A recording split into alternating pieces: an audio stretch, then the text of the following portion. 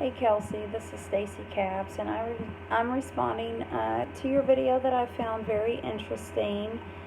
I'm kind of like you. I did not find anything especially surprising or anything that stood out that would have surprised me because, like you had mentioned, these are things that we should have already learned in our previous ethics course that we had already taken or should have already taken in the beginning of the degree program, or something that we have learned through this class itself of Counseling 521.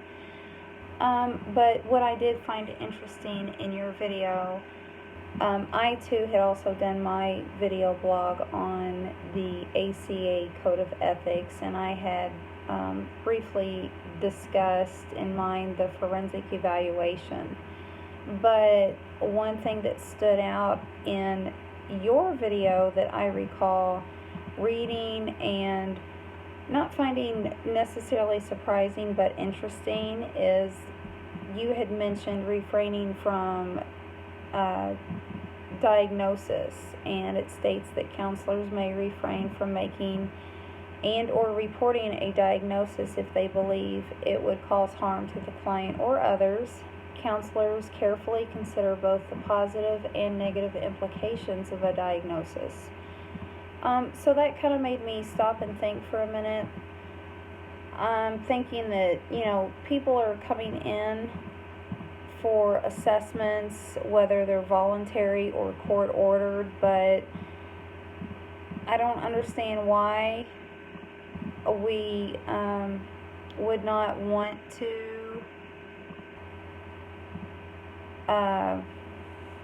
report a diagnosis.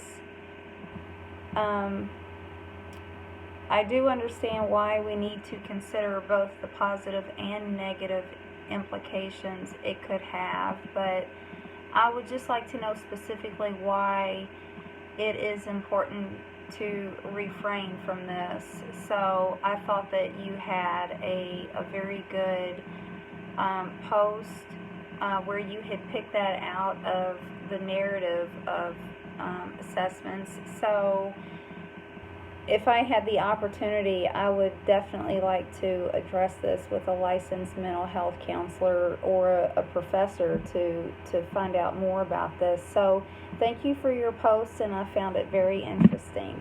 Thanks.